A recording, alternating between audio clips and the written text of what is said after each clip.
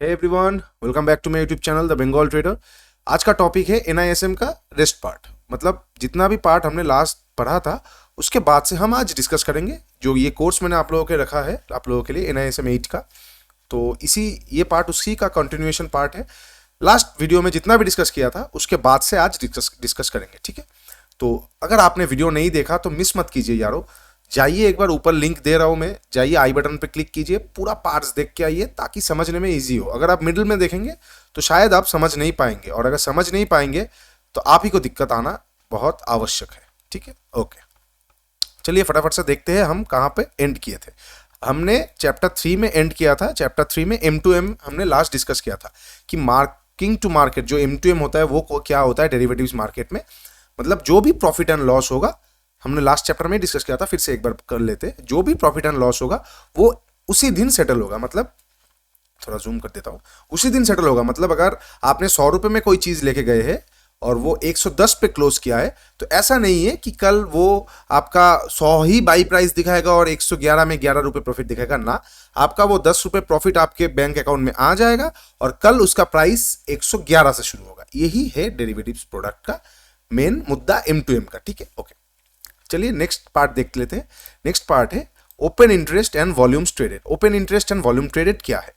And open interest is the total number of contracts outstanding for an underlying asset. मतलब क्या है, कितना contract अभी खड़ा है मार्केट पे। ओपन इंटरेस्ट मतलब हो गया कितना बायर्स है और कितना सेलर्स है।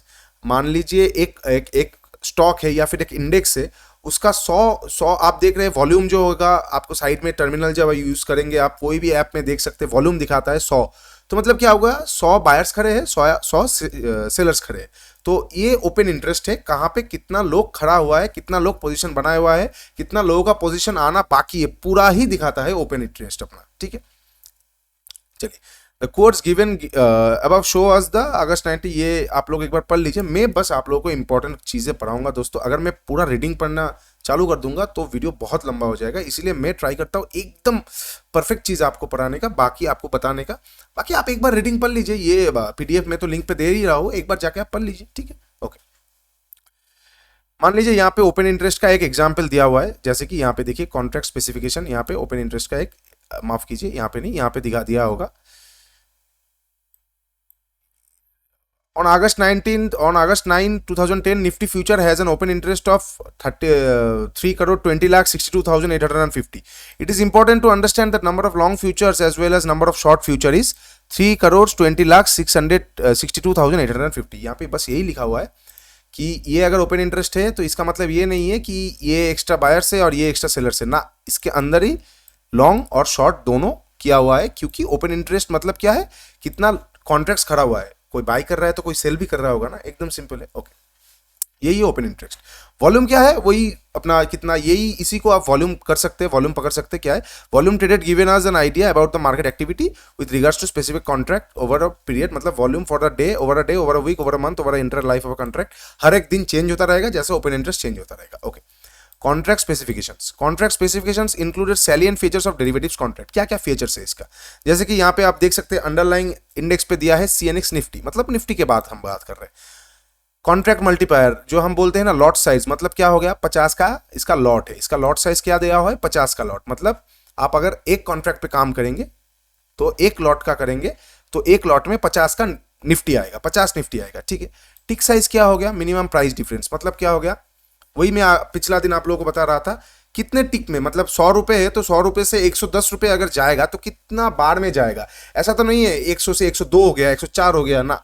एक आप देखेंगे 100 रुपए 5 पैसे, 100 रुपए 10 पैसे, ऐसे ही 5 पैसे का टिक होता है हमारा निफ्टी का फ्यूचर्स में। ओके, एक्सपायरेशन डे क्या है, last Thursday. Contract month 3 month आप लोगों को बताया था मैंने, 1, 2 और 3 मंथ होता है नियर, अपना करंट, नियर और फ्यूचर वाला। तो यही यहाँ पे लिखा हुआ है, आप एक बार देख लीजिए, ठीक है। प्राइस बैंड क्या होता है अभी एक बार डिस्कस कर लेते हैं। देखिए, price band is essentially the price range within which a contract is permitted to trade during a day.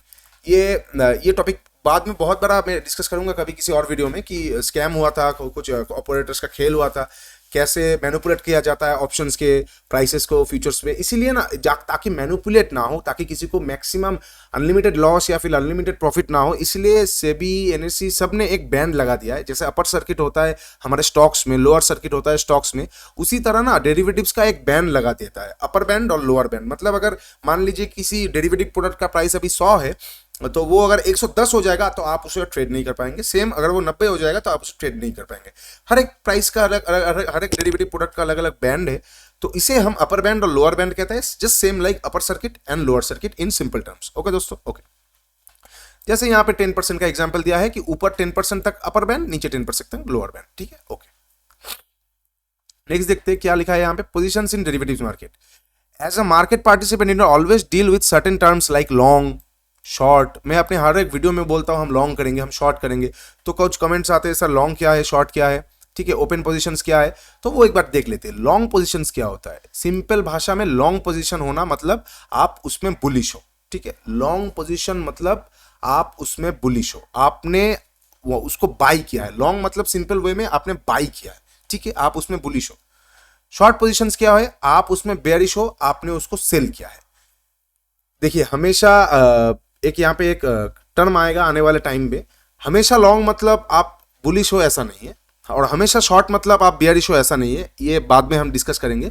तो एक सिंपल वर्ड में हम समझ सकते हैं, लॉन्ग मतलब बाई करना, शॉर्ट मतलब सेल करना, ठीक है। तो इसको लेके थोड़ा सा अभी आएगा थोड़ी देर बाद, नेक्स्ट चैप्टर ऑप्शंस में हम जानेंगे कि हर वक्त लॉन्ग करना बाई बुलिश नहीं होता है और हर वक्त शॉर्ट करना बेयरिश नहीं होता है। लेकिन हम इतना सिंपल वे में कह सकते हैं लॉन्ग मतलब बाई करना और शॉर्ट मतलब सेल करना। यहाँ पे यही लिखा हुआ है, mister X buys 5 contract of Sensex, he would be long, और यहाँ पे mister X sells 5 contracts of Sensex, he would be short. Simple way, ठीक है। तो लॉन्ग मतलब बाई, शॉर्ट मतलब सेल। लेकिन हमेशा शॉर्ट मतलब बुलिश नहीं है, सेल मतलब बुलिश नहीं है, और बाई मतलब सेल मतलब बियरिश नहीं है, और बाई मतलब बुलिश नहीं है। हमेशा ये नहीं है, क्यों नहीं है वो बाद में डिस्कस करते हैं, okay. Open position, open position क्या है? आउटस्टैंडिंग अनसेटल्ड इधर लॉन्ग बाई शॉर्ट सेल, जो भी अनसेटल्ड है मतलब जो भी खड़ा हुआ है अभी मार्केट में, बाई हो रहा है, सेल हो रहा है, बाई हो रहा है, सेल हो रहा है, मतलब कब तक अनसेटल्ड है ये? जब तक एक्सपायरी नहीं आता।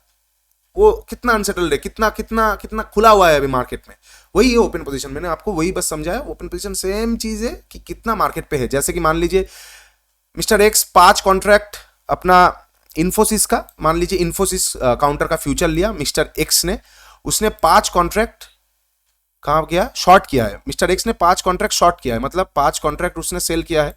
मिस्टर एक्स ने 5 कॉन्ट्रैक्ट सेल किया है इन्फोसिस का, ठीक है।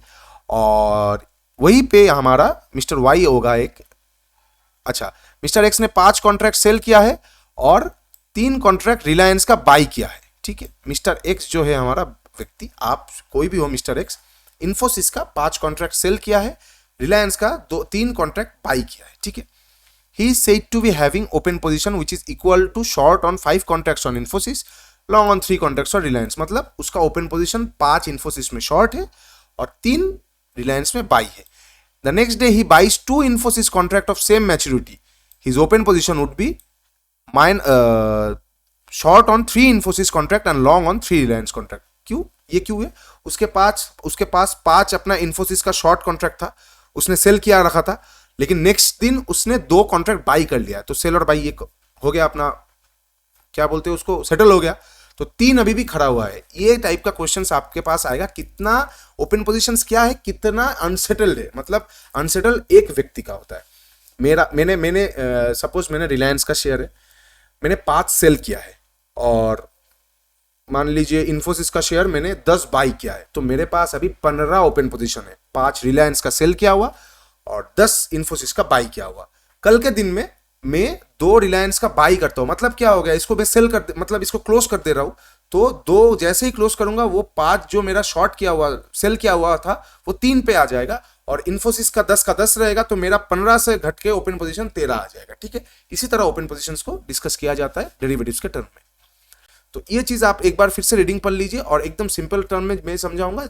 जो भी अनसेटल्ड पोजीशन है मार्केट पे, वो हो गया ओपन इंटरेस्ट। तो क्वेश्चन से ऐसा आएगा, ऐसा ऐसा वलाना ढिमकाना, इतना शेयर खड़ा हुआ है, इतना इतना इतना है, ये देखेंगे कि सेटल तो नहीं लिखा आएगा, आपको ऐसा दिखाएगा कि सेम स्टॉक का उसने बाई किया, फिर उसने सेल किया, तो सेटल हो गया, तो उसको आप काट दीजिएगा, बाकी जितना भी रहेगा वो ओपन पोजीशन रहेगा, ठीक है, ओके। नेक्स्ट क्या है, naked and calendar spread position. Simple भाषा में नेकेड मतलब हो गया, मैं एक बार रीडिंग करके आप लोगों को समझाता हूं क्योंकि आप शायद टेक्निकल टर्म समझ। नेकेड मतलब कुछ ना लेना, कैलेंडर मतलब कुछ ना कुछ करके हेज करना। तो मैं एक बार आपको यहाँ पे समझा देता हूं। Naked positions in future market simply means a long और short position in any future contract without having any position in the underlying asset. मतलब क्या हो गया, नेकेड पोजीशन हो गया, मान लीजिए आप इन्फोसिस ही बोल रहा हूं मैं, चलिए टीसीएस का आप फ्यूचर ले रहे हैं, टीसीएस का फ्यूचर है डेरिवेटिव्स मार्केट में, आपने उसको बाई किया है, तो आप नेकेड पोजीशन होल्डर है, ठीक है, क्योंकि आपका पास कोई हेजिंग प्रोडक्ट नहीं है। आपने नेकेड पोजीशन लिया है, क्यों? क्योंकि आप टीसीएस का एक फ्यूचर, एक लॉट, 2 लॉट, 10 लॉट बाई किए हैं, उसके अगेंस्ट पे आपका जो रिस्क है वो खुला है मार्केट पे, उसके अगेंस्ट पे आपने स्टॉक को सेल नहीं किया या फिर आपने किसी नेक्स्ट मंथ का कॉन्ट्रैक्ट को सेल नहीं किया, तो आपका वो क्या है ना, पोजीशंस इंश्योर्ड नहीं है, तो आपका नेकेड है। नेकेड मतलब हो गया किसी एक के भरोसे रहना। एकदम सिंपल भाषा में बोलूंगा, कोई भी शेयर उठा लीजिए, कोई भी डेरिवेटिव उठा लीजिए, अगर आप सिर्फ उसको बाई या सेल करके छोड़ देंगे तो वो हो गया आपका नेकेड पोजीशन, ठीक है। उसी तरह यहां पे कैलेंडर स्प्रेड क्या हो गया, मान लीजिए calendar spread position is a combination of two positions in future of the same underline. जैसे मैंने आप लोगों को फ्यूचर्स का 3 कॉन्ट्रैक्ट बताया था ना, करेंट मंथ, नियर मंथ, फार मंथ, ठीक है। मतलब क्या हो गया, 3 मंथ काउंट होता है फ्यूचर्स का, जनवरी फरवरी मार्च, फरवरी मार्च अप्रैल, मार्च अप्रैल में इस तरह से। अभी मान लीजिए ये दिसंबर मंथ है, तो दिसंबर जनवरी फरवरी 3 महीने का फ्यूचर अभी खुला हुआ है मार्केट पे। आपने क्या किया, आपने अदानी इंटरप्राइज का, अदानी का तो चलिए कोई भी शेयर उठा लीजिए, चलिए टीसीएस उठा लीजिए, टीसीएस का आपने इस महीने का फ्यूचर्स बाई किया है, अगले महीने का फ्यूचर्स शॉर्ट कर दिया, मतलब दिसंबर का आपने बाई किया और जनवरी का आपने शॉर्ट कर दिया। तो क्या हो गया, 2 चीज हेज हो गया, दोनों का प्रीमियम अलग है, लेकिन आपने इस महीने का कॉन्ट्रैक्ट बाई किया, अगले महीने का शॉर्ट किया। मतलब आपका सिंपल व्यू है, इस महीने ये ऊपर जाएगा, नेक्स्ट महीने ये नीचे आएगा, तो इसमें अगर इस महीने ये नीचे जाता है तो उस महीने का प्रॉफिट आएगा, इस महीने ये ज्यादा ऊपर जाता है, नेक्स्ट महीने भी ऊपर जाता है, तो दोनों महीने का प्रॉफिट आ जाएगा। तो मतलब आपका रिस्क इंश्योर्ड है।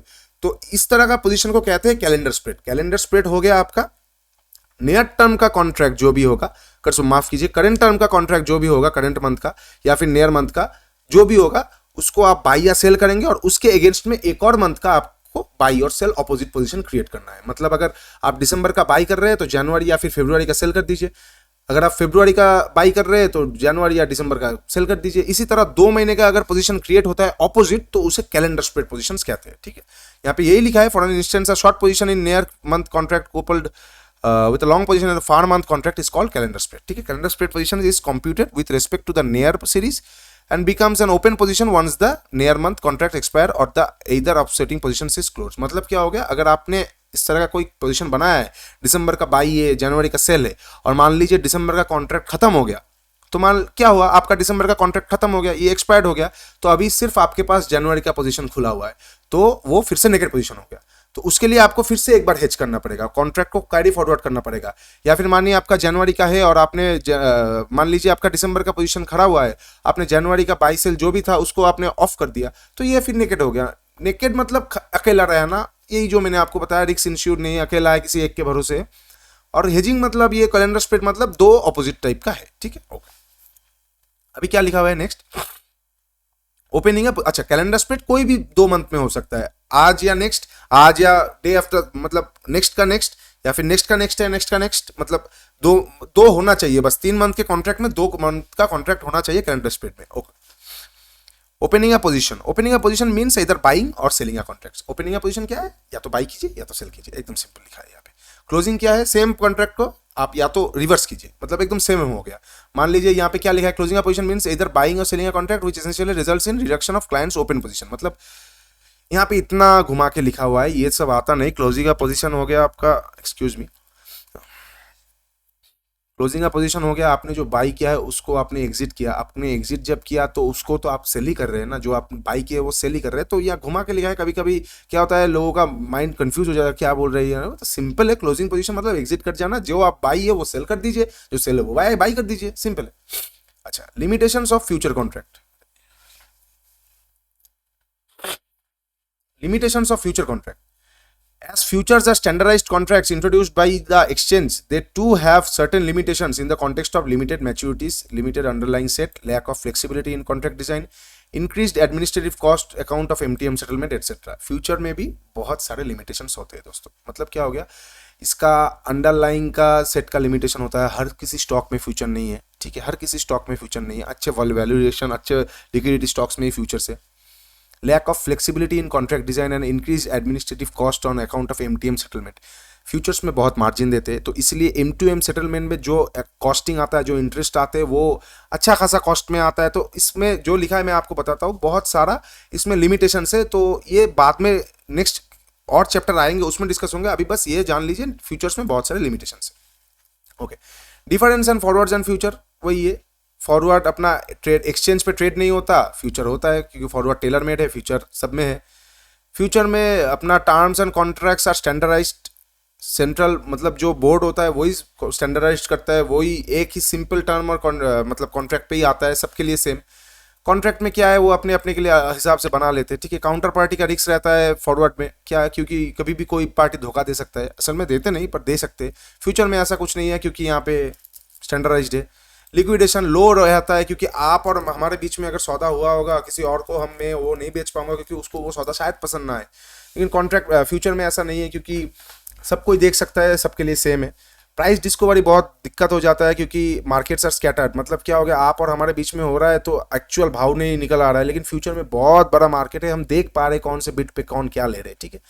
और अपना इन्फॉर्मेशन हो गया कि speed of information is weak, क्योंकि फॉरवर्ड्स में क्या होता है, हमारे और आपके बीच में है, तो उसमें शायद कोई और ट्रेड नहीं कर पा रहा है, तो कोई अगर इंपॉर्टेंट न्यूज़ होगा तो हमारे पास आते आते लेट होगा। फॉरवर्ड में ऐसा नहीं है, आप अगर फ्यूचर कर रहे हैं रिलायंस का, किसी और भी कर रहा है, तो आपका दोस्त शायद आपको फ़ोन करके बता दे, क्योंकि उसका भी पोजीशन खड़ा है, वो आपको फ़ोन करके बता दे, भाई सुन ऐसा ऐसा हुआ है रिलायंस में, जल्दी से देख ले। तो इन्फॉर्मेशन पासिंग बहुत स्पीड होता है, रियल लाइफ एग्जाम्पल्स बता रहा हूँ मैं, ठीक है। चलिए, ये कुछ है, आप रीडिंग एक बार पढ़ लीजिए तो आपको आसानी होगा। चलिए, ये इंपॉर्टेंट पार्ट है, क्या है, पे off charts of future contract. ये समझना, इसमें क्वेश्चन शायद आ जाए, आपको कम आए, लेकिन ये आपको समझना बहुत इंपॉर्टेंट हो जाएगा, क्योंकि ये आपका बेस क्रिएट कर देगा, ठीक है। क्योंकि ये बहुत इंपॉर्टेंट है इक्विटी एडवाइजर्स के आने वाले टाइम के लिए। पे ऑफ चार्ट क्या होता है फ्यूचर्स का, what is pay off charts. Pay off on a position is likely profit loss that would accrue to market participant with change in the price of underlying asset at expiry. ये क्यों important है, क्योंकि आप जब खुद trading करेंगे ना, हम सब कर रहे हैं ताकि हम खुद एक बहुत अच्छा ट्रेडर बन पाए, तो ये पे ऑफ अगर आप समझ गए तो आपका पोजीशन हेज करना आपके लिए बाएं हाथ का खेल हो जाएगा। कोई भी मार्केट कंडीशन में आप हेज करके अपना बिल्कुल बैठा पाएंगे, ताकि कोई भी मार्केट कंडीशन आपको अनलिमिटेड रिस्क ना दे। यहाँ पे क्या है, पे ऑफ चार्ट क्या है, एक चार्ट बनाया है, नीचे एक चार्ट बनाया हुआ है, इस तरह का एक चार्ट बनाया हुआ है, ठीक है। कभी इधर आएगा, कभी आपको दिखेगा कि यही चार्ट आपको मान लीजिए इस तरह सा दिखे, कभी इस तरह से दिखे। जो भी चार्ट बनाया हुआ है, ये डब्ल्यू वाई और एक्स एक्सिस के ऊपर जो भी डायग्राम बना हुआ है, ये किसके बेसिस पे बना हुआ है कि आपका कितना प्रॉफिट हो सकता है और कितना लॉस हो सकता है, कब, जब ये जो फ्यूचर्स हो, आने वाले चैप्टर में ऑप्शंस के बात करेंगे, अभी फ्यूचर से, जब ये एक्सपायर्ड हो जाएगा, जब ये एक्सपायर कर जाएगा, तब आपका प्रॉफिट और लॉस कितना हो सकता है। अगर उस प्राइस में जो मतलब जो भी प्राइस आएगा, उस प्राइस पे आपका प्रॉफिट और लॉस कितना हो सकता है, उसी का एक चार्ट नीचे बनाया हुआ है, ठीक है। वही हम डिस्कस करेंगे। Pay off charts for futures, in case of futures long as well as short position has unlimited profit और loss potential, the results into linear pay off charts for future contracts. Future pay offs are explained below. मतलब क्या हो गया, future का जो chart होगा, ये जो आने वाले टाइम में फ्यूचर का आपको चार्ट दिखेगा, ये दो एक्सिस रहेगा, उसमें आपको चार्ट सीधा दिखेगा, या तो ऊपर इस तरफ सीधा या तो इस तरफ सीधा। कोई भी आपको यहाँ पे कोई 19-20 ऐसा या फिर कुछ ऐसा ऐसा नहीं दिखेगा। क्यों नहीं दिखेगा, क्योंकि फ्यूचर में अनलिमिटेड प्रॉफिट है, अनलिमिटेड लॉस भी है। देखिए, जीरो हो सकता है तो अनलिमिटेड लॉस नहीं है, लेकिन आप देखिए, आप फ्यूचर लेंगे जब 18,000 19,000 प्राइस का चीज़ का फ्यूचर लेंगे, तो आपको अनलिमिटेड लॉस भी है, अनलिमिटेड प्रॉफिट भी है। क्योंकि इसमें मान लीजिए 18,000 का माल 40,000 हो गया, तो वो अनलिमिटेड प्रॉफिट हो गया। 18,000 का जीरो तक तो आप खैर आपका अकाउंट उठ जाएगा, आप घर बार बेचना पड़ेगा। मतलब इसको हम ऐसे ही बोलते हैं, अनलिमिटेड प्रॉफिट या अनलिमिटेड लॉस है टेक्निकली। तो मतलब टेक्निकली मतलब हाइपोथेटिकली मतलब बहुत सारे कंडीशंस आते हैं, इसलिए इसके चार्ट को लाइनर बनाया गया है कि जितना प्राइस घटेगा, अगर आपने सपोज आपने बाई किया है, तो ऊपर जितना जाता रहेगा आपका प्रॉफिट बढ़ता रहेगा। इसीलिए इस तरह का सीधा लाइन, मान लीजिए मैं आपको दिखा देता हूँ यहाँ पे ड्रॉ करके। मान लीजिए ये यहाँ पे दिखा देता हूँ मैं, ठीक है, एक सेकेंड, 1 2 3 4। तो जितना आपने यहाँ पे जीरो पे बाई किया है, तो जितना प्राइस ऊपर जाता रहेगा उतना आपका प्रॉफिट बढ़ता रहेगा। सेम -1 -2 इस तरह जितना प्रॉफिट नीचे प्राइस आता रहेगा आपका लॉस उतना बढ़ता रहेगा। तो यही है सिंपल लाइनर चार्ट, मतलब सीधी वे में ऊपर जाएगा तो प्रॉफिट बढ़ेगा, नीचे जाएगा तो लॉस होगा। सेम अगर आप शॉर्ट किया है तो ऊपर लॉस नीचे प्रॉफिट, यही यहाँ पे लिखा हुआ है। ठीक है, एक बार एग्जाम्पल हम देख लेते हैं यहाँ पे। ये देखिए लॉन्ग फ्यूचर्स एट 100 रुपए। ठीक है, तो मतलब लॉन्ग आपने 100 रुपए में फ्यूचर को बाई किया है, तो मतलब 100 के ऊपर जितना जाएगा आपको उतना प्रॉफिट होगा। एकदम सिंपल है, क्योंकि 100 में अगर ये एक्सपायर होगा तो आपको नो प्रॉफिट होगा, 110 में होगा तो आपको 10 रुपए का प्रॉफिट होगा। क्यों प्रॉफिट होगा? क्योंकि मान लीजिए क्योंकि फ्यूचर्स के टर्म में अगर आपका कॉन्ट्रैक्ट आपके लिए हुए प्राइस से ऊपर क्लोज कर रहा है, आपने 100 में बाई किया 120 में क्लोज कर रहा है, तो इसका मतलब क्या हो गया, आप जिससे 100 में बाई किए हैं वो बाउंड है आपको वो स्टॉक देने के लिए 100 रुपए में, तो आप उससे 100 रुपए में लेके मार्केट पे जो भी भाव चल रहा है उसमें आपने बेच दिया। ये तो हो गया हमारा जो किताबी एग्जाम्पल है। सेम चीज अगर आपने 100 का फ्यूचर कॉन्ट्रैक्ट साइन किया है मेरे साथ और मान लीजिए क्लोज हुआ है 90 में, तो भी आपको 100 पे ही लेना पड़ेगा। क्यों? क्योंकि आपने मेरे साथ डील किया है, तो आप 100 पे लेंगे, मार्केट में 90 पे बेचेंगे, आपको 10 का लॉस है। तो ये हो गया किताबी एग्जाम्पल, लेकिन रियल लाइफ एग्जाम्पल इस तरह नहीं है। रियल लाइफ एग्जाम्पल बहुत सिंपल वे में काम करता है, जिसमें आप लेंगे उसके ऊपर आप अगर मार्केट क्लोज करेगा तो आपको प्रॉफिट है, नीचे क्लोज करेगा तो लॉस है। सिंपल है। तो आपने लॉन्ग किया है फ्यूचर्स को 100 रुपए में, अगर 50 पे एक्सपायर होगा तो आपको 50 का लॉस, 60 पे एक्सपायर होगा तो आपको 40 का लॉस, 70 पे आएगा तो 30 का लॉस, 80 पे 20 का लॉस, 90 पे 10 का लॉस, 100 रुपए में ब्रेक इवन। सेम चीज इस तरह से 110 के ऊपर जितना जाता रहेगा प्रॉफिट उतना बढ़ता रहेगा। तो इसीलिए देखिए ये लाइन देखिए एकदम लाइनर हो गया है, एकदम लाइनर, एकदम सीधी वे का लाइन है। क्यों?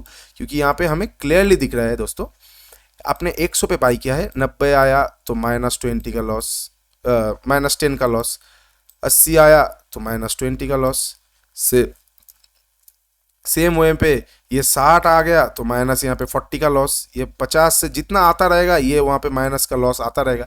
सेम चीज़ इसने यहाँ पे 100 मान लीजिए इसने 120 पे आ गया तो यहाँ पे 20 रुपये का प्रॉफिट। सेम चीज़ यहाँ पे 140 पे आ गया तो यहाँ पे वही चीज़ 40 रुपये का प्रॉफिट। इस तरह से लाइनर बढ़ता ही रहेगा और ये घटता ही रहेगा। ठीक है, हाँ तो ये 0 तक मैक्सिमम है, लेकिन 0 देखिए मतलब 100 रुपये में तो फ्यूचर आपको मिलेगा नहीं, तो बी प्रैक्टिकल। 0 तक मैक्सिमम है लेकिन इसको लाइनर ही माना जाता है। ठीक है, सेम चीज़ अगर आपने शॉर्ट किया है, ये तो चलिए खैर आपने बाई किया है 100 पे तो इस तरह का चार्ट है। अगर मान लिया आपने शॉर्ट किया है 100 पे, तो सेम चीज़ अगर 50 पे आके क्लोज करेगा तो आपको 50 का मुनाफा होगा, क्योंकि आपने 100 में बेचा है। तो आप जब बाई बैक करेंगे जितना नीचे आएगा उतना आपको प्रॉफिट है। सेम चीज़ यहीं पे खड़ा हुआ है, ये देखिए आपने 100 पे शॉर्ट किया है, अगर 120 हो गया तो आपको 20 का मुनाफा का जगह नुकसान हो जाएगा। 140 हो गया तो आपको 40 रुपये का नुकसान हो जाएगा। सेम चीज़ अगर 100 से वो 90 हो गया तो 10 रुपये का प्रॉफिट, 80 हो गया तो 20 रुपये का प्रॉफिट, 60 हो गया तो 40 रुपये का प्रॉफिट, 40 हो गया तो 60 रुपये का प्रॉफिट। इस तरह से बढ़ता ही रहेगा ये लिनर वे पे। एक सेकेंड सॉरी, ये लाइनर वे पे ये बढ़ता ही रहेगा। चलिए अभी देख लेते हैं फ्यूचर्स का प्राइसिंग। ठीक है, आप लोगों को बहुत इजीली मैंने डायग्राम समझा दिया, अगर फिर समझ नहीं आता है तो फिर से एक बार देख लीजिए। फिर भी अगर आप लोगों को डाउट है तो एक बार प्लीज़ या कमेंट करके ज़रूर बताइए कौन सा डाउट है, मैं क्लियर करने की पूरा कोशिश करूँगा।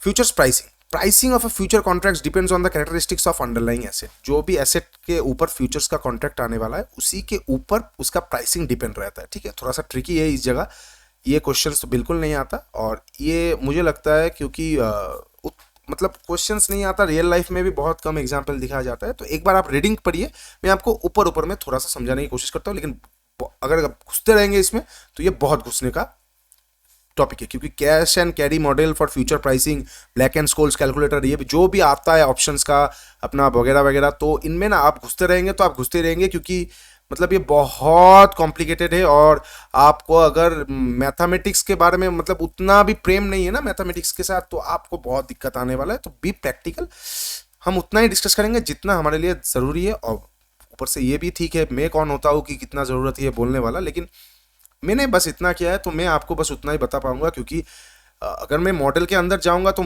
मुझे भी शायद दिक्कत होने लगेगा कि इतना बड़ा बड़ा इसका एल्गोरिदम्स है। ठीक है, क्योंकि हम एल्गो ट्रेडर्स तो है नहीं और हमने जावा C++ भी सीखा नहीं है। चलिए कैश एंड कैरी मॉडल क्या होता है? कैश एंड कैरी मॉडल हो गया सिंपल वे में यहाँ पे जो लिखा हुआ है, also known as non arbitrage model. ये हाईलाइट कर देता हूँ मैं, ये आता है क्वेश्चन, ठीक है। कैश एंड कैरी क्या आर्बिट्राज मॉडल है या नॉन आर्बिट्राज मॉडल है, तो ये इंपॉर्टेंट है, इसको ना आप मार्क कर लीजिए क्यों ये नॉन आर्बिट्राज मॉडल है, मैं आपको समझाता हूँ, ठीक है।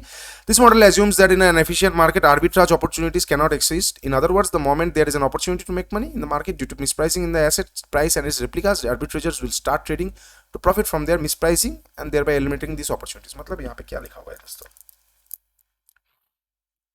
मतलब यहाँ पे लिखा हुआ है, एक सेकेंड, यहाँ का कभी तो कहीं पे एग्जाम्पल दिया होगा, मैं आपको सीधा एग्जाम्पल से समझाता हूँ, ठीक है। मान लीजिए गोल्ड का प्राइस है 15,000 रुपए पर 10 ग्राम, ठीक है, पर 10 ग्राम। ये मॉडल कौन सा है, cash and carry model for future pricing. Future का क्या मॉडल है ये, कैश एंड कैरी। क्यों कैश एंड कैरी है और ये क्यों नॉन आर्बिट्राज है, ये यहाँ पे हम एग्जाम्पल पे डिस्कस करेंगे। ये पार्ट आप एक बार पढ़ लीजिए, मैं आपको डायरेक्टली एग्जाम्पल से डिस्कस करके समझा देता हूँ। 15,000 रुपए है 10 ग्राम गोल्ड का, ठीक है। The cost of financing, storage and insurance of carrying the gold. मतलब कैश एंड कैरी क्यों बोलते हैं, इस मॉडल का मेन जो मोटो है वो हो गया फ्यूचर, जो भी फ्यूचर है, इन्फोसिस, टीसीएस, रिलायंस, जिसका भी आपका फ्यूचर है उसका ये अगर मेथड यूज होता है तो इस मेथड का फॉर्मूला है, इस मेथड का जो मेन मोटो है वो है कि उस स्पॉट प्राइस को, उस स्टॉक के प्राइस को 3 महीने, 2 महीने, 1 महीने तक अगर हम ले जाते हैं तो हमें कितना कैरी लगता है, कितना चार्जेस लगता है, उसी चार्जेस के ऊपर बेस करके ये कैश एंड कैरी मॉडल है। मतलब क्या हो गया, इसको आप घर ले जाएंगे, लेके स्टोर करेंगे तो आपको कितना खर्चा होने वाला है, जीएसटी हो गया, एसटीटी हो गया, अपना जो भी टैक्सेस हो गया, उसको जोड़ के ये फ्यूचर्स का प्राइस निकल आता है, ठीक है।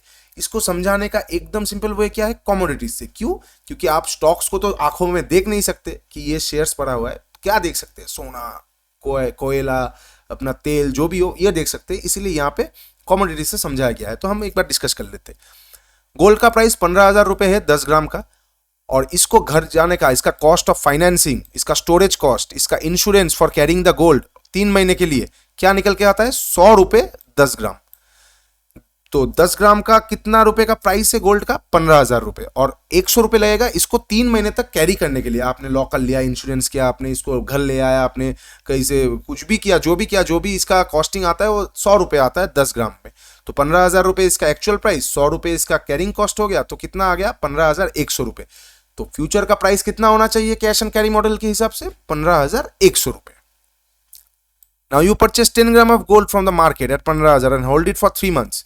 तो कितना आ जाएगा 3 महीने बाद, 15,100। तो फ्यूचर का प्राइस कितना होना चाहिए, 15,100। लेकिन वहां पे क्या प्राइस पे ट्रेड कर रहा है फ्यूचर, 15,150। तो ये आर्बिट्रेजिंग का मोमेंट आ गया ना, 15,100 होना चाहिए लेकिन 15,150 में ट्रेड कर रहे हैं। तो आप क्या करेंगे, आप तुरंत कैश मार्केट का बाई करके फ्यूचर मार्केट पे शॉर्ट कर देंगे।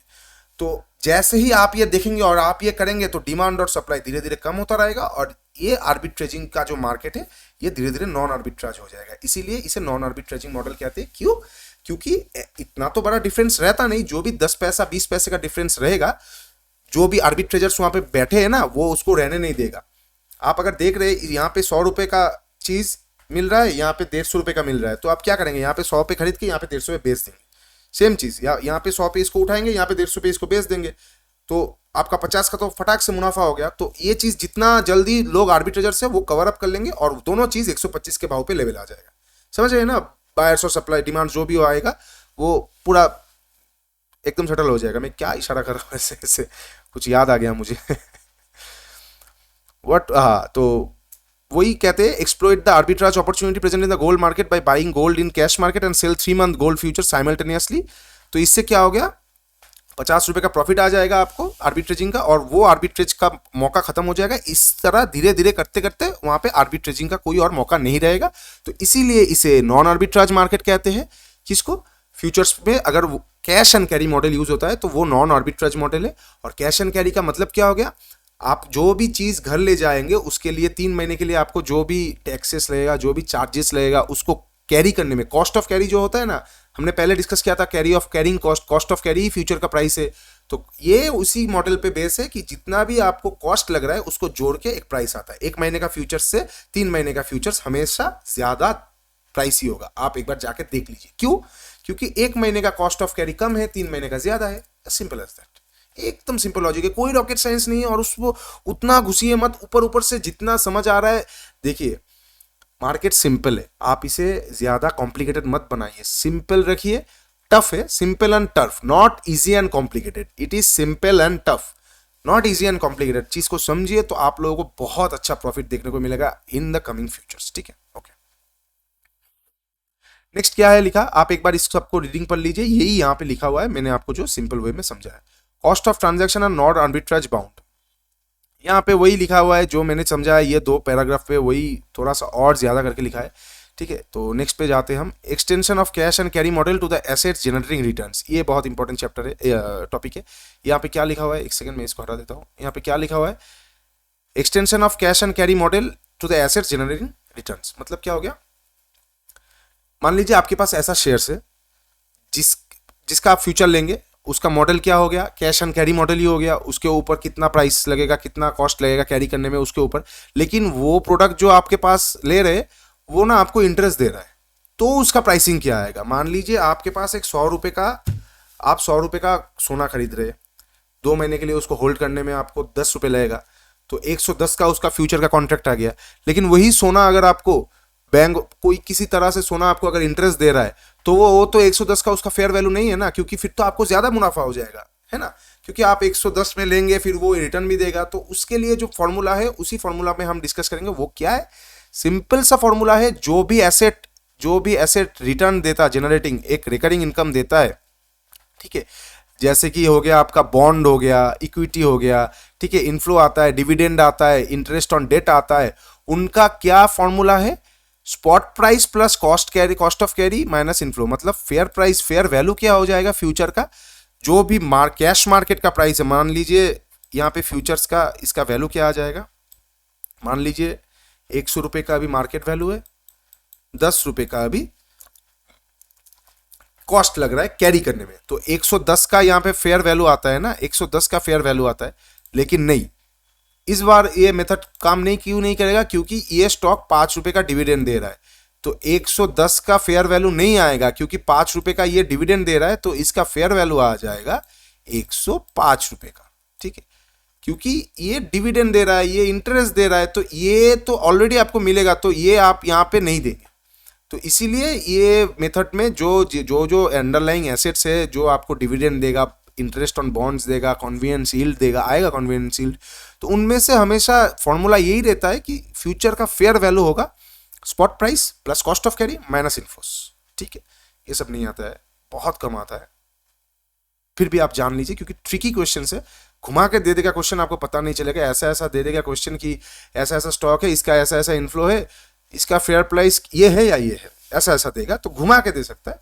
और बाकी ये सब थोड़ा सा अवॉइड कीजिए, ये सब उतना मतलब इंपॉर्टेंट नहीं है, ठीक है। चलिए आप रीडिंग पढ़ लीजिए, अवॉइड मत कीजिए, रीडिंग पढ़ लीजिए, मतलब ऊपर ऊपर से एक बार पढ़ लीजिए। यहाँ पे वही लिखा हुआ है जो मैंने आपको बताया था, बहुत कैलकुलेशन करके लिखा हुआ है, ठीक है। आपको बनना है इक्विटी एडवाइजर एंड डीलर, ना कि आपको बनना है mathematicians, okay. Assumption in cash and carry model, अगर आप फिर भी सोच रहे हैं कि आपको इन्वेस्टमेंट बैंकिंग जाना है, तो ये पढ़ के तो आप नहीं जा सकते ना, तो ये तो ऊपर ऊपर का, ये तो फर्स्ट स्टेप है, इसमें उतना डीप पढ़ के आप अगर देखिए, मतलब बोलने को बहुत कुछ बोल सकते हैं, लेकिन मैं जो करा रहा हूँ आपके मतलब शॉर्टकट में कर रहा हूँ, शॉर्टकट तो कुछ होता नहीं, फिर भी मैं एकदम एकदम मतलब फिल्टर करके पढ़ा रहा हूँ, आप फिर भी एक बार पढ़ लीजिए। ये फुल्ली एजुकेशनल पर्पस है, कोई भी मिसकम्युनिकेट नहीं करना चाहता मैं आप लोगों के साथ। फिर भी ये जो सब चीज़ें हैं, ये रिसर्च एनालिसिस लेवल्स के लिए है, तो आप अगर उसके लिए बहुत ज़्यादा मतलब रेडी है, तो आप ये सब पढ़िए, ऑब्वियसली ये सब आपको काम आएगा। लेकिन एज एन इक्विटी एडवाइजर ये फॉर्मूलाज हमें काम नहीं आएंगे, हम इस पे कैसे काम करते हैं हमें ये काम आएंगे, ठीक है, तो हम वही सीखेंगे, okay. Assumptions in cash and carry model, इसमें क्या क्या एजम्पशंस है, क्या क्या जरूरतें हैं, क्या क्या ये वही हम देख लेते हैं। Underlying asset is available in एब्यूडेंस in cash market, asset होना चाहिए। Demand and supply underlying asset is not seasonal, मतलब ऐसा नहीं है कि बारिश के मौसम में आ रहा है चला गया वो अपना गर्मी के मौसम में, तो काम ही नहीं होगा, फिर 3 महीने कैसे बिताएंगे, 3 महीने का कॉन्ट्रैक्ट कैसे आएगा। Holding and maintaining of underlying asset is easy and feasible, मतलब क्या होगा, मतलब दिक्कत नहीं आएगा कि जनवरी का बाई करके हम दिसंबर का सेल करेंगे, तो ऐसा दिक्कत कुछ आएगा नहीं, बहुत इजीली हम ट्रांजैक्शन कर पाएंगे, ठीक है। ट्रांजैक्शन कॉस्ट बहुत कम होगा, उतना ज़्यादा होगा नहीं। Underlying asset can be sold short, जो भी एसेट है उसको हम शॉर्ट कर सकेंगे, टैक्सेस उतना नहीं आएगा, नो मार्जिन रिक्वायरमेंट्स, ठीक है। ये cash and carry model of future price works under certain assumption, ये सब एजम्पशंस के ऊपर कैश एंड कैरी चलता है, ठीक है, ओके। ये यहाँ पे ये भी लिखा है, this is not an exhaustive list of assumption model of the model, मतलब ये पूरा लिस्ट नहीं है, ये थोड़ा बहुत दिया हुआ है, okay. The assumption that underlying asset is available in an abundance, अच्छा ये मैंने आप लोगों को जो बताया यही यहाँ पे क्लियर करके बहुत बड़ा करके लिखा हुआ है, ठीक है, ओके। चलिए अभी जो मैं थोड़ी देर पहले आप लोगों को बता रहा था कॉन्वीनियंस यील्ड, कॉन्वीनियंस यील्ड क्या है, एक और तरह का रिटर्न आता है, इक्विटी से हमें आता है डिविडेंड, बॉन्ड से आता है हमें इंटरेस्ट, एक और तरह का चीज हमें रिटर्न आता है जो हम देख नहीं पाते, हम इसे इंटेंजिबल एसेट भी कहते हैं।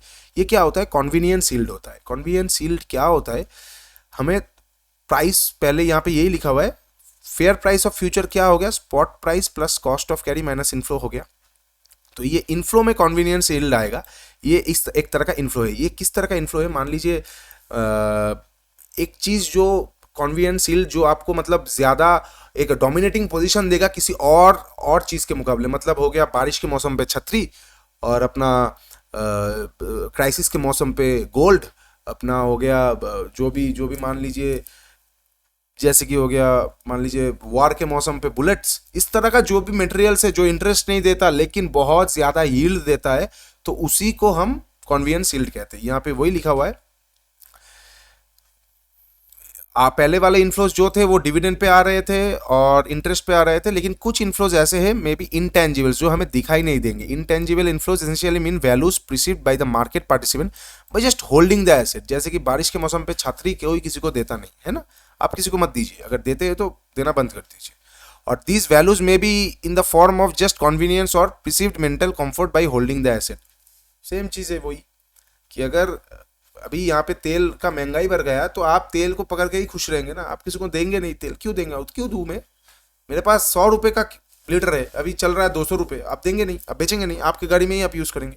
वही चीज जैसे कि नेचुरल डिजास्टर हो गया, कहीं पे बहुत बड़ा तूफान आ गया, सुनामी आ गया, तो वहां पे जो खाना वगैरह हो जाएगा ना वो बहुत ज्यादा कॉन्वीनियंस देगा, खाने उतने आसानी से कोई किसी को बेचेगा नहीं जितना भी पैसा दे दे, ठीक है। People start storing essential commodities, grains, vegetables, energy products, heating oil, as a human tendency we store more than what is required for a real consumption. ये तो एकदम सही बात कहा है हमें कि हम हमारा जितना पेट भरता है हम उससे कहीं ज्यादा लेते हैं। तो if every person behaves in a similar way then suddenly a demand is created for an underlying asset in the cash market। जैसे हो गया हमारे कोरोना टाइम पे सैनिटाइजर, जैसे बहुत सिंपल एग्जांपल है, जैसे कोरोना के टाइम पे सैनिटाइजर का हुआ था, जितने भी सैनिटाइजर्स के कंपनी थे वो धीरे धीरे धीरे अपने माल छोड़ रहे थे, वो उतना ज्यादा छोड़ नहीं रहे थे। और अगर किसी सैनिटाइजर कंपनी का हो गया मान लीजिए आपके पास फ्यूचर कॉन्ट्रैक्ट से, उसका वैल्यू तो बढ़ेगा ही, क्यों नहीं बढ़ेगा, क्योंकि आप किसी को वो सेल ही नहीं कर रहे, तो उसमें बाइंग प्रेशर आ रहा है, खड़ा हुआ है बायर्स हर एक प्राइस में आपका कॉन्ट्रैक्ट लेने के लिए, लेकिन आप उसको सेल नहीं कर रहे, तो ये तो एक इंटरेस्ट की तरह ही हो गया ना, तो ये आ गया आपका कॉन्वीनियंस। तो इसका फेयर प्राइस क्या आएगा, ये वाला जो मान लीजिए आपने 100 पे खरीदा है, और आप ये फॉर्मूला में समझाता हूँ आपको, सिंपल वे है, अपने 100 पे खरीदा है, 120 पे भी बायर्स खड़े हुए हैं कि मैं लूंगा ये कॉन्ट्रैक्ट लूंगा, तो ये 20 रुपए ना फेयर वैल्यू नहीं है, ये माइनस करना पड़ेगा आपको फेयर वैल्यू से, क्योंकि ये आपको ऐसे ही वेल्ले मिल रहा है, क्यों, क्योंकि इसका आपको इंटरेस्ट मिल रहा है, यील्ड मिल रहा है, कॉन्वीनियंस यील्ड आ रहा है कि बहुत डिमांड है, बहुत डिमांड, स्ट्रॉन्ग डिमांड है, माल नहीं है मार्केट पे। एकदम रियल लाइफ एग्जांपल बता रहा हूं मैं आपको। शायद वीडियो बहुत बड़ा हो गया है, मैं थोड़ी देर और में ही इसको खत्म करूंगा, फिर टानेंगे, क्योंकि बहुत बड़ा बड़ा चैप्टर से और आपको समझना बहुत इंपॉर्टेंट है ताकि रियल लाइफ में आपको कोई भी दिक्कत ना आए। तो आई एम सॉरी कि ज्यादा टाइम लग रहा है। This indirectly increases the price of underlying asset. ये क्या होता है, जो जैसे कि behaves in similar ways, suddenly a demand is created for an underlying asset in the cash market, इसके कारण प्राइस अंडरलाइंग एसेट का बढ़ जाता है। In such situations people are deriving convenience just by holding the asset, this remains the convenience return on convenience. बस उसको पकड़ के उसके एसेट का प्राइस बढ़ रहा है, तो इसी से जो रिटर्न आ रहा है उसको हम माइनस करेंगे अपना फेयर वैल्यू लाने में। यही यहाँ पे लिखा हुआ है, आप एक बार फिर से रीडिंग पढ़ लीजिए, आपको आसानी होगा। Expectancy model of future pricing. According to expectancy model, it is not relationship between spot and futures prices, but that of expected spot and futures prices which moves the market, especially in case। मतलब यहाँ पे यही लिखा हुआ है, मैं जल्दी से बता देता हूँ आप लोगों को, आप एक बार रीडिंग पढ़ लीजिए। यहाँ पे यही लिखा हुआ है कि अपना, अच्छा ये इंपॉर्टेंट है, आता हूँ। Expectancy model of future pricing क्या हो गया, फ्यूचर का प्राइस और स्पॉट का प्राइस एक्सपायरी में हमेशा सेम आ जाएगा, ठीक है। आप कभी भी नहीं सुनेंगे कि लोग बोल रहे हैं आपको फ्यूचर ना देख के स्पॉट देखने के लिए, ज्यादा से ज्यादा जो डेरिवेटिव्स में काम करते हैं। क्यों? क्योंकि स्पॉट प्राइस आज का है, फ्यूचर पता चल रहा है हमें नाम से, फ्यूचर्स प्राइस कल का है। तो जितना भी प्लेयर्स है मार्केट पे वो कल, अगर अभी स्पॉट का प्राइस, अभी एक एसेट का प्राइस 100 चल रहा है और फ्यूचर प्राइस 110 चल रहा है, तो इसका मतलब हो गया आप या मैं, जो भी मार्केट पे अवेलेबल प्लेयर्स है, वो ऐसा अंदाजा लगा रहा है कि फ्यूचर में ये 100 वाला एक महीने बाद 110 पे सेटल होगा। तो इसीलिए लोग फ्यूचर का प्राइस ज्यादा देखना पसंद करते हैं कि मार्केट का कंडीशन। ठीक है, अब अगर ये फ्यूचर का प्राइस अपना स्पॉट प्राइस से ज्यादा हुआ तो हम इसे क्या कहेंगे? इसे हम कहेंगे कॉन्टेंगो मार्केट। ये बहुत इंपॉर्टेंट है, क्वेश्चन आपको आएगा, ये 2 नंबर आपका फिक्स है, फिक्स मैं आपको बताता हूं। अगर अंडरलाइंग के एसेट, जो भी एसेट का आप डेरिवेटिव प्रोडक्ट देख रहे हैं, TCS, Infosys, Reliance, index, Nifty, bank Nifty, जो भी हो, जिसका भी आप जिसका भी आप अंडरलाइंग एसेट का प्राइस देख रहे हैं स्पॉट मार्केट पे, उसके प्राइस से अगर फ्यूचर का प्राइस ज्यादा है तो इसे हम कहेंगे कॉन्टेंगो मार्केट। और अगर उसके प्राइस के हिसाब से, स्पॉट के प्राइस के हिसाब से फ्यूचर का प्राइस कम है तो हम इसे कहेंगे बैकवर्डेशन मार्केट। सिंपल है, एक बार फिर से, अगर फ्यूचर का प्राइस अपना स्पॉट प्राइस से फ्यूचर का प्राइस ऊपर है तो कॉन्टेंगो मार्केट, स्पॉट प्राइस से फ्यूचर का प्राइस नीचे है तो बैकवर्डेशन मार्केट। ठीक है, price discovery and convenient convergence of cash and futures expiry है, प्राइसेस ऑन द एक्सपायरी। यहाँ पे क्या लिखा हुआ है मैं आपको बता देता हूँ। ठीक है, यहाँ पे यही लिखा हुआ है, आपने सब लोग कैश मार्केट पे काम कर रहे हैं। ठीक है, कैश मार्केट का स्पॉट का प्राइस है 100 रुपए, उसी का फ्यूचर चल रहा है 120 रुपए पे। मतलब कैश मार्केट में जितना भी कॉन्टेस्टेंट है, जितना भी प्लेयर्स है, वो क्या देख रहे हैं कि जो भी प्लेयर्स है वो फ्यूचर्स में 120 में इसको ट्रेड कर रहे हैं। मतलब कैश मार्केट धीरे धीरे 120 की तरफ जाएगा और फ्यूचर भी धीरे धीरे थोड़ा सा एडजस्ट होते होते एक टाइम पे शायद आप देखेंगे 110-12 पे ये सेटल हो जाए। तो मतलब क्या हो गया, मार्केट ऊपर की तरफ है तो कैश प्राइस यहाँ पे बाई होता जाएगा। कैश मार्केट क्योंकि कैश मार्केट हम देख पा रहे हैं कि ये कब होता है मैं वो भी बताता हूं। हम देख पा रहे हैं कि फ्यूचर्स का प्राइस ऊपर है तो मतलब मार्केट ऊपर की तरफ जाना चाहता है। एक सिंपल सा मैथमेटिकल फॉर्मूला है, मार्केट ऊपर की तरफ जाना चाहता है तो हम भी कैश को बाई करेंगे क्योंकि फ्यूचर्स का प्राइस ऊपर है। तो जैसे हम कैश को बाई करते रहेंगे तो उसमें डिमांड आता रहेगा और डिमांड आने से क्या होता है, प्राइस बढ़ता रहेगा। तो बढ़ते बढ़ते ये फ्यूचर के प्राइस की तरफ जाता रहेगा और एक टाइम पे जाके फ्यूचर्स के यहाँ पे कॉन्ट्रैक्ट खत्म हो जाएगा और सारे कैश मार्केट के आगे सेटल करके ये दोनों प्राइस कन्वर्ज हो जाएगा। यही आई एम सो सॉरी, यही यहाँ पे लिखा हुआ है, आप एक बार देख सकते हैं। मेरा बहुत हाथ पैर चलता है, I am sorry for that. यही यहाँ पे लिखा हुआ है, आप एक बार देख सकते हैं। यहाँ पे रीडिंग पढ़ लीजिए, यहाँ पे वही लिखा है कि at the end of the day दोनों प्राइसेस मर्ज हो जाएंगे क्योंकि फ्यूचर प्राइस के पास कैश मार्केट जाना चाहता है ऑलवेज। सेम अगर फ्यूचर प्राइस लो है तो कैश में भी सप्लाई आता रहेगा और सेल होते प्राइस नीचे आते एक टाइम पे जाके दोनों सेटल हो जाएगा। इसका एक लाइव एग्जांपल सिनेरियो मैं आपको बताता हूं। फ्यूचर मार्केट पे जो भी लास्ट थर्सडे होगा इस महीने का, जैसे 29 तारीख को है, आप ना एक बार 12 या 1 बजे के, नहीं और अच्छा रहेगा, 1 से 2 बजे के बीच में फ्यूचर का प्राइस खोलेंगे और निफ्टी का प्राइस खोलेंगे। निफ्टी देखिए, कोई भी देखिए, उसका फ्यूचर का उसी महीने का एक्सपायरी, लास्ट एक्सपायरी वाला उसी का फ्यूचर खोलेंगे करंट मंथ का, और स्पॉट खोलेंगे। आपको दोनों सिमिलर दिखेगा, लेकिन आप अगर ढूंढते रहेंगे आपको किसी एक कॉन्ट्रैक्ट में ऐसा देखने को मिलेगा, शायद इंडेक्स में ही मिल जाए, कि स्पॉट प्राइस चल रहा है आपका 90 रुपए, ठीक है, और फ्यूचर प्राइस आपका चल रहा है 120 रुपए। और तभी कितना टाइम बजा है, 2 PM। मतलब समझ रहे हैं आप कि यहाँ पे जितने लोग भी मान लीजिए अपना प्राइस एक्शन देख के या फिर कुछ भी देख के शॉर्ट किए हैं, कितना लोग ट्रैप हो गए। क्योंकि फ्यूचर्स तो थोड़ा बहुत नीचे आने की कोशिश करेगा, शायद 110 तक भी आ जाए, लेकिन ये वाला बहुत फास्ट 110 की तरफ कवर करेगा, क्योंकि एक टाइम पे फ्यूचर और प्राइस स्पॉट का डिफरेंस नहीं होना चाहिए। और ये टेक्निकली माना जाता है डेरिवेटिव्स मार्केट पे कि कैश मार्केट फ्यूचर की तरफ जाके सेटल होता है, स्पॉट मार्केट फ्यूचर की तरफ जाके सेटल होता है, ना कि फ्यूचर स्पॉट की तरफ आता है, ये माना जाता है। तो अगर फ्यूचर और स्पॉट पे ह्यूज डिफरेंस है तो दिस इज वेरी लाइकली कि स्पॉट अपना फ्यूचर्स की तरफ जाए। फ्यूचर्स भी आएंगे स्पॉट की तरफ, दोनों मैग्नेट है, लेकिन ज्यादा जाएगा स्पॉट और थोड़ा आएगा फ्यूचर। तो वहां पे आप बाई या सेल कर सकते हैं according to the arbitraging formula. जो बहुत सारे स्ट्रेटजीज है, मैं आपको कभी ना कभी बताऊंगा, तो अभी उसके बारे में बात नहीं करते, लेकिन आपको मैं रियल लाइफ में एक बार जरूर एग्जाम्पल दिखाऊंगा, ठीक है। चलिए नेक्स्ट देखते हैं commodities equity index futures. Basic commodity braiding हो गया, सेम वही कमोडिटी इंडेक्स फ्यूचर में हम कमोडिटी इक्विटी इंडेक्स फ्यूचर्स जो भी सारे मार्केट पे हम फ्यूचर्स पे काम कर सकते हैं, यही यहाँ पे लिखा हुआ है। ठीक है, अच्छा क्या role of different participants in derivatives market, क्या क्या रोल है, हेजर्स का क्या रोल है, अपना पोजीशंस को हेज करना। मतलब आपके पास रिलायंस खरीदा हुआ है 100 रुपये में, आपको लग रहा है कि आने वाले महीने में अंबानी जी को कुछ होने वाला है, कुछ ऐसा न्यूज़ लाएगा जिसमें रिलायंस में प्रेशर बनेगा, तो आप तो इन्वेस्टर है ना, आप तो हमारे तरह ट्रेडर नहीं है, आप इन्वेस्टर है, आप तो अपना माल बेचेंगे नहीं। आप 50 रुपये से होल्ड कर रहे हैं, उसको 500 तक आपको जाना है, लेके जाना है, 100 पे आप क्यों बेचेंगे? तो आप क्या करेंगे पता है, आप ये महीने का आप एक फ्यूचर का कॉन्ट्रैक्ट सेल कर देंगे।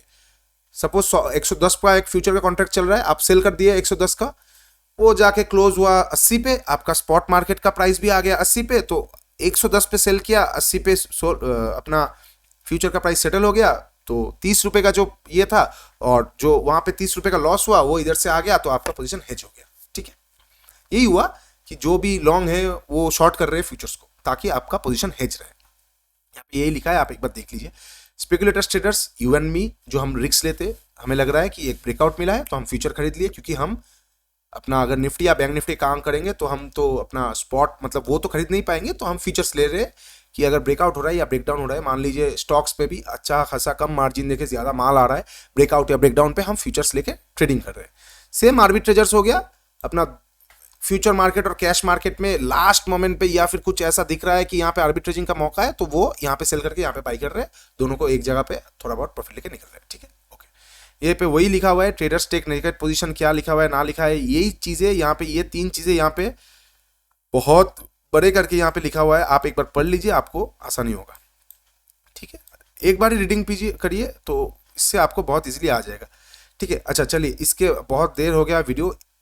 यूजेस ऑफ इंडेक्स फ्यूचर्स यहाँ से हम नेक्स्ट दिन डिस्कस करेंगे, यहाँ से थोड़ा ही रहेगा ये चैप्टर का, बेटा रहेगा। बेटा बहुत इंपॉर्टेंट एक टॉपिक है, इसीलिए मैं इसको नेक्स्ट डे ही डिस्कस करूंगा, और ये रिस्क का भी मैं नेक्स्ट दिन डिस्कस करूंगा। मैंने एक्सपेक्ट नहीं किया था वीडियो इतना लंबा हो जाएगा, उसके लिए माफ़ी चाहूँगा। तो मैंने बहुत ट्राई किया है सिंपल वे में इसको समझाने के लिए, और मैं जब आप लोगों को समझाता हूँ तो एकदम रियल लाइफ एग्जांपल देने का कोशिश करता हूँ, बुक से बिल्कुल हटके, तो इसलिए शायद 1-2 एग्जांपल ज़्यादा बड़े हो जाते।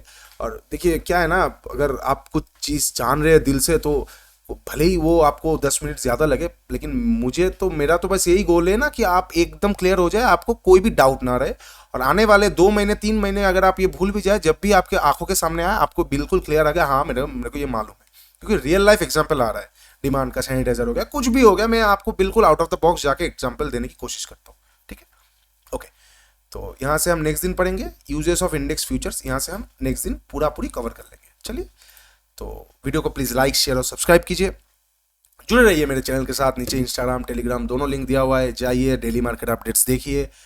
कोई भी इन्वेस्टमेंट का न्यूज़ हो पूछिए हमसे, कोई दिक्कत नहीं है, कुछ भी जानना है कमेंट बॉक्स पे बेझिझक लिखिए, कुछ भी सॉल्यूशन या कुछ भी फीडबैक देना है, कुछ भी बता दीजिए मेरे को, बस बता दीजिए। और इंडेक्स मतलब ये नेक्स्ट दिन हम डिस्कस करेंगे, और वीडियोस को मिस मत कीजिए, ताकि आप लोगों को ना बहुत चीज़ मैं लाने वाला हूँ, ताकि आप लोगों को वो मिस ना हो और आप लोगों को अच्छा अपॉर्चुनिटी हाथ से ना छूटे। ठीक है, आज के लिए इतना ही, चलिए take care, bye and good night.